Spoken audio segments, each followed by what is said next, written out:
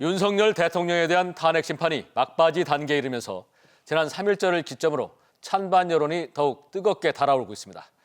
지난주 탄핵 반대측인 전한길 한국사 강사와 대담을 나눈 데 이어 오늘은 탄핵 찬성측인 황연필 역사 강사가 예고됐지만 방송 출연을 당분간 중단한다는 입장을 전해와서 윤석열 대통령의 탄핵의원연대 대표를 맡고 있는 박수현 민주당 의원 모시고 탄핵 정국에 대한 견해를 좀 들어보겠습니다. 어서 오십시오. 안녕하십니까? 네.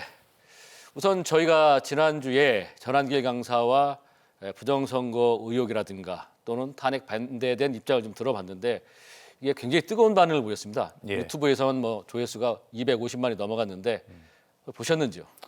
저도 잘 지켜보았습니다. 네. 그런데 전한길 씨가 한 이야기는 전혀 사실에 근거하지 않은 음모론을 이야기한다든가, 예를 들어서 계속되는 부정선거 음모론을 이야기하고, 그다음에 윤석열 대통령의 불법 비상계엄을 옹호하고, 그다음에 극우적 폭력을 4.19 혁명에 빗댄다거나, 심지어는 헌법기관인 헌법재판소를 가루로 만들자라고 하는 이런 극언을 서슴지 않는 모습을 보면서 어떻게 이분이 학을 그렇게 역사를 가리키는 일타 강사가 되었는가, 전혀 역사를 가리킬 자격이 없다라고 이렇게 이야기할 정도로 꽤 충격적인 그 내용이었습니다.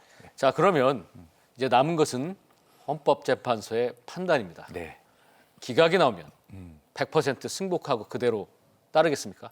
저는 예. 또 민주당은 이렇게 위헌과 불법 계엄을 저지르고 이렇게 한 대통령에 대해서 헌법재판소에서 기각 결정을 한다는 것은 저는 상상해 본 적이 없습니다. 이건 기각되지 않는다라고 하는 그런 확신을 가지고 있기 때문에 기각을 전제로 어떻게 할 거냐라고 하는 그런 것에 대해서 답변하는 것이 적절치 않다는 말씀을 다시 한번 드립니다. 아니죠. 이제 민주국가에서는 어떤 결과가 나도 승복하겠다는 자세도 필요합니다. 기각이 나오면 것도 승복해야 그러니까 되고. 그런 자세를 말씀을 드렸습니다. 예. 드렸는데 지금 현재로 모든 국민이 지켜본 이 불법 계엄이 기각이 나온다라고 하는 것은 전제하지 않고 있기 때문에 그것을 전제로 민주당이 승복할 거냐라고 이렇게 물으시는 것에 대해서는 적절치 않다 질문이. 적절치 않은 건 알겠는데요. 어쨌든 어떤 결과가 나도 승복을 하겠다는 게 민주당이 자세여야 되지 않겠습니까? 그리고 원론적으로 말씀드렸지 않습니까? 네, 승복하신다는 얘기죠. 그렇게 그것이 민주주의 원칙이라고 말씀드렸어요. 네, 그렇게 그럼 제가 이제 해석을 하겠습니다. 네. 자, 그럼 민주당은 잘한 게 있냐? 지금까지 네. 국정 운영 과정에 예. 그렇게 협조했느냐? 네. 이를테면 검사부터 시작해서 장관 국무총리까지 29번에 걸친 탄핵을 계속 해왔고 예. 이것이 어떻게 보면 민주당으로서도 회초리를 맞아야 될 대목 아니냐. 예. 그것은 윤석열 대통령의 주장일 뿐이지 그것이 야당의 모습이 아닙니다. 예를 들면 이렇게 보십시다. 그러면 예. 윤석열 대통령이 거부권을 행사하는 것은 몇 번입니까? 그것도 29번, 30번 됩니다. 그런데 국민께서 잘 아시지만 국회라고 하는 것은 타협과 상생, 협치의 산물이 되는 민주주의 장 아니겠어요? 그러니까 민주당이 이런 법안을 내겠다라는 의견을 내면 국민의힘이 반대를 하는 법이 있겠죠? 그럼 국민의힘은 그 법안을 내야 됩니다. 자기들 의견에 담긴 법안을. 그래서 민주당이 낸 법안과 국민의힘이 낸 법안이 의견이 다르지만 국회에 제출이 돼서 법안심사소위에서 논의가 되고 거기서 타협할 부분이 있는지 이걸 따져봐야 되거든요. 그런데 국민의힘이 어떻게 했습니까? 그것에 대해서 법안을 낸 적이 없어요. 그리고 무조건 논의도 하지 않는 거죠. 그러니까 민주당이 낸 법안은 무조건 잘못됐으니 반대합니다. 그리고 대통령이 거부권을 건의해요. 이게 잘한 겁니까? 이게 여당의 태도인가요? 자, 여기서 탄핵 과정에서 또 들여다보면 이런 게 있어요. 아까 말씀하셨죠. 국무총리를 이제 탄핵을 했죠. 왜 헌법재판관을 임명하지 않았느냐. 그렇습니다. 그 다음에 이제 최상목 그 부총리가 약간 이제 고민을 하니까 또 탄핵을 하겠다는 듯이 또 이제 계속 경고 카드를 들고 나왔죠. 그렇습니다. 그 이면에 보면 예. 탄핵을 좀 빨리 이뤄지게 해서 이재명 대표의 대선길을 열어주겠다. 조급함이 좀 보였는데 어떻게 생각하십니까? 글쎄요. 다시 한번 말씀드리지만 헌법을 위반한 국무총리와 경제부총리를 탄핵해야 하는 것은 국회의 의무입니다. 이 국회의 의무에 동참하지 않고 있는 국민의힘이 이 헌법을 위반하는 것을 지금 책임을 방기하고 있는 것이에요. 민주당이 심하다라고 하는 그런 말씀은 그들의 이야기일 뿐입니다. 민주당은 하고 있는 일을 하는 것이죠. 그래서 이런 문제들에 대해서 왜 민주당이 탄핵을 할 수밖에 없는가라고 하는 것에 대해서 이해를 좀 해주셨으면 좋겠고, 그럼에도 불구하고 국민들의 경제에 대한 걱정이 있기 때문에 최상목 경제부총리가 권한 대행이 됐는데 분명히 헌법을 위반하고 있는데도 민주당도 그런 국민의 걱정을 또 민생을 생각해서 도움이 된다면 그래도 좀 지켜봐야 되겠다라고 계속 제발 헌법 위반하지 말아라고 경고하고 있는 것 아닙니까? 그러니까 민주당도 균형 있게 생각하고 있습니다. 예. 그랬다면 경제를 생각하고 국민을 생각했다면 한덕수 국무총리도 탄핵하지 말았어야죠. 왜냐하면 이제 전환대행으로 행사하고 좀 안정시키려 하는데 왜 헌법재판관 빨리 임명 안 하냐 해서 결국 탄핵하면서 국제적으로 또 큰 충격을 주면서 경제가 한 번 더 출렁였습니다. 정확히 말씀드리지만 대한민국 경제에 충격을 주었던 것은 뭐냐면 한덕수 국무총리가 이 헌법재판관을 임명하지 않겠다라고 하는 담화를 발표한 직후에 환율이 쭉 올라가면서 굉장히 충격을 받았습니다. 그리고 최상목도 역시 마찬가지예요.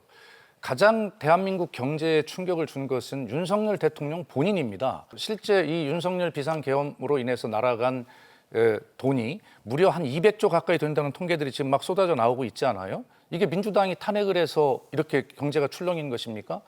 자, 이재명 대표 얘기를 좀 해보겠습니다. 그러시죠. 네. 최근에 이재명 대표는 거의 중도 보수로 자신을 규정하고 또 그런 정책들도 내놓고 막 이러다 보니까 민주당의 이제 지도급 인사들이 아니 도대체 우리가 여태까지 지향해왔던 우리의 어떤 철학마저도 다 부정하는 것이냐? 대표한 사람이 왜 우리를 중도 보수로 만드느냐? 이런 그 주장도 내부에서 일어나고 있습니다. 그렇습니다. 민주당은 제가 생각할 때 저는 늘 주장합니다. 민주당은 중도 보수여야 한다. 그러나 진보를 지향한다. 다시 말씀드리면 진보 개혁의 바탕을 두지만 중도 보수의 확장으로 나아가야 한다. 이게 이제 평소 저뿐만이 아니라 민주당원들이 가지고 있는 방향성입니다. 특히 지금은 대선을 앞둔 것이 확실시 되고 있잖아요. 조기 대선이. 그렇다면 어느 당이든 이 대선을 염두에 둔 행보를 하지 않을 수가 없습니다.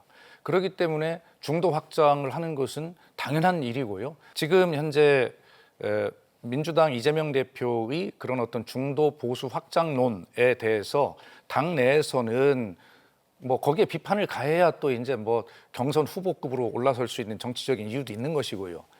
또 실제로 민주당의 어떤 진보 개혁적인 이런 기반을 포기해서는 안 된다라고 하는 그런 충언이기도 하고, 그다음에 국민의힘에서 뭐 자꾸 뭐 이재명 대표를 비판하고 나서던데 얼마든지 하십시오. 그러나 적어도 국민의힘은 이 어떤 조기 대선이 확실되고 있는 이 시점에서 중도 확장, 민생을 염두에 둔 이슈를 전혀 선점하지 못하고 끌려오고 있는 중이다. 그러면 이재명 대표의 전술이 저는 아주 합리적이라고 생각합니다. 그거를 이제 마치 전쟁의 전술 전략처럼 얘기하는 건 전 문제가 있다고 봅니다. 그런 것도 인정합니다. 예. 예. 왜냐하면 정치는 생각이 같은 사람들끼리 뭉쳐서 하는 결사체잖아요. 네, 그렇습니다. 민주당의 그 전통적인 가치가 있었고요. 네. 그런데 대표한 사람이 우리는 중도 보수다 하면 다 중도 보수가 되는 겁니까? 그래서 이제 선거라는 과정이 필요하지 않습니까? 예. 그래서 국민들께서 지금 앵커 지적하신 대로 이재명 대표 믿지 못하겠어. 이건 선거 전략일 뿐이야. 그렇게 생각하시면 표를 안 주시는 거예요. 당선이 안 되겠죠. 그래서 이러한 어떤 정치인은 자기 생각과 그 변화와 또 여러 가지 비전 방향들을 말씀을 드리고 국민의 선택을 받는 것이고, 그 또한 비판은 당연히 달게 받겠으나 최종적인 결정은 바로 국민이 하시는 것이기 때문에 그런 것을 좀 옳다 그르다라고 칼로 뭐를 탁 자르듯이 그렇게 할 수 있는 문제는 아니다라는 말씀을 드리는 것이고요. 저희는 끊임없이 중도 보수로 확장해 갈 것입니다. 자, 그러면 마지막 질문을 드리겠습니다. 네. 굉장히 좀 중요한 얘기인데요. 이재명 대표의 2심에서 네, 또다시 당선 무효의 선고가 나온다면 네. 이재명 대표는 계속해서 대선을 향해 갑니까? 아니면 중도 사퇴하고? 아마 그건 어렵지 않을까 생각을 합니다. 이재명 대표를 민주당 계열의 이 역사에서 연속으로 당 대표로 선출한 전례는 김대중 대통령 이후로 처음이라는 건 아닙니까? 예. 그것도 압도적으로 당선을 시켰는데 그때도 이미 소위 사법 리스크라고 하는 이런 것들이 다 전제가 돼 있었어요. 그리고 당 대표가 되면 대통령 후보까지 갈 거다 그랬어요. 자, 그렇다면 아마 그렇게 합의된, 그래 뭐 미국의 트럼프 대통령은 어땠습니까? 소위 그 기소되어서 소위 범죄자 사진 찍는 머그샷도 찍고 그랬잖아요. 대통령 됐잖아요. 네. 뭐 꼭 같이 비유를 할 수 없겠습니다만 재판을 받고 있기 때문에 대통령 후보가 되어서 안 되고 내려놔야 된다라고 하는 주장하는 그런 주장들이 이제 엄청나게 더 나올 거예요. 그럼 모든 국민들이 이재명에게는 이런 문제점이 있구나 다 아시고 그리고도 또 투표를 하시게 될 거란 말입니다.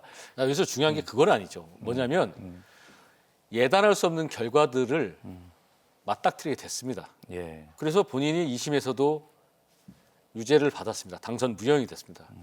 그러면 또다시 전국이 복잡해졌습니다. 어떻게 보면 대통령 상태에서 또다시 재판을 받는다거나 또 굉장히 전국이 혼란해질 수 있는 상황이 온다면 그건 국가를 위해서도 불행한 일입니다. 그렇기 때문에 과단하게 본인이 결정을 하고 본인 말고도 좋은 후보가 있다고 믿는다면 내려놓는 게 국민을 위해서도 국민들도 그 혼란한 상황을 원치 않을 겁니다. 그게 맞지 않겠습니까? 제가 거듭 말씀드리지만 민주주의 원칙이라고 하는 것은 결과적으로 국민이 최종 선택하는 주권자이십니다. 그렇게 유죄가 나온다 하더라도 모든 것들이 이제 국민께 이렇게 되면 이런 문제가 있어 지금 앵커가 지적하시는 대로 네. 걱정이 돼. 이런 많은 정보들을 가지시고 그래도 이재명 대표가 저 끝까지 가겠습니다. 대법원이 남았으니까 라고 선거에 나갔을 때 그래 그런 불안들이 있는데 나오는 게 맞아? 그럼 안 찍으실 거라고 저는 생각을 해요. 그렇기 때문에 이 문제 역시도 이재명 대표는 저는 끝까지 유죄가 나오더라도 갈 거라고 생각을 합니다. 그리고 그 판단은 우리가 뭐 옳다 그러다 비판할 수 있겠으나 그러나 그 역시도 많은 정보를 다 가지신 또 지혜로운 국민들께서 역시 결론을 내려주실 문제라고 그렇게 국민 주권자인 국민께 맡겨드릴 수밖에 없다. 아무튼 뭐 오늘 좀 치열하게 많은 얘기를 나눴는데 다음에 또 시간이 나면 모시기로 하고 예. 또 탄핵과 또 계엄 그리고 또 이재명 대표의 또 향후 행보에 대해서 많은 또 얘기를 나눠봤습니다. 박수현 의원과 함께했습니다. 고맙습니다. 감사합니다. TJB는 헌법재판소의 윤석열 대통령에 대한 탄핵 선고를 앞두고 반대와 찬성 측의 의견을 듣기 위해 지난주엔 반대 측으로 유명 역사 강사인 전한길 씨와 대담을 가졌고 오늘은 찬성 측으로 민주당 박수현 의원과 말씀을 나눴습니다. 저희는 지난주에도 그랬지만 이번 주에도 공격적인 질문을 통해 양쪽 진영의 주장을 보다 명확하게 담아내고 이를 통해 시청자 여러분들의 판단의 장을 마련해드리면서 균형을 맞추려 했음을 알려드립니다. 뉴스를 통해 보내드린 대담은 시간적 제약으로 편집을 한 축약본이고 확장된 버전과 함께 주제별로는 쇼츠로 제작해 유튜브로 송출되는데요. 유튜브에서 TJB 뉴스를 검색해 시청하시면 됩니다. 이상으로 뉴스를 모두 마치겠습니다. 고맙습니다.